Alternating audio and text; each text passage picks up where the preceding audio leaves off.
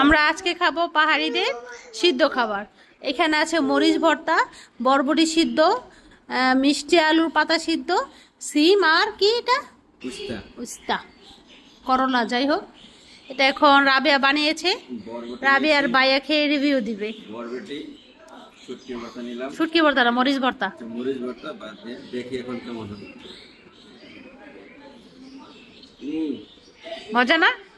Healthy খাবার, healthy but অনেক মজা। চিনি হেলদি খাবারও যে এতটা মজা হয় আসলে পাহাড়িরা খায়, আরো যে খেয়ে খেয়ে বলে যে এত মজা, এমনি এমনি বলে না, আসলেই মজা।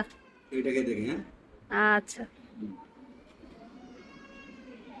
সিম তো এমনিতেই যারা আব্বুর অনেক পছন্দ। এটা মজা। এটা মজার তো খাও নাই।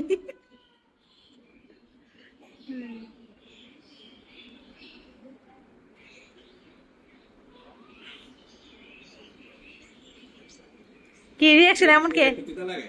এটা আচ্ছা, এখন ওই মিষ্টি আলুর পাতাটা খেয়ে দেখো। আরো অনেক কিছু নিতে চেয়েছিলাম বাট আজকে আমাদের বাসায় এতটুকুই ছিল। বরবটি, এই যে মরিচ ভর্তা, আর এই যে অল্প ভাত। আসলে মজা, এখন সবাই খাচ্ছে। সবসময় যদি এভাবে খাও না মানে কোনো ইয়া হইতো না। এই জন্য তো উপজাতিরা এত সুন্দর, মানে সুন্দর, তারপর আবার ওদের রোগ কম। মজা তো, সত্যিই মজা।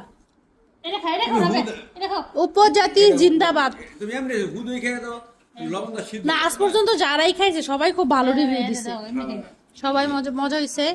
এই যে রাবেয়া কিন্তু দুপুরে ভাত খায় নাই, আমরা কিন্তু খেয়েছি। রাবেয়া এখন লাঞ্চ করছে উপজাতিদের খাবার দিয়ে, আর আমরা ভাত খাওয়ার পরে খেয়েছি। ঠিক আছে, অনেক মজা। আল্লাহ হাফেজ।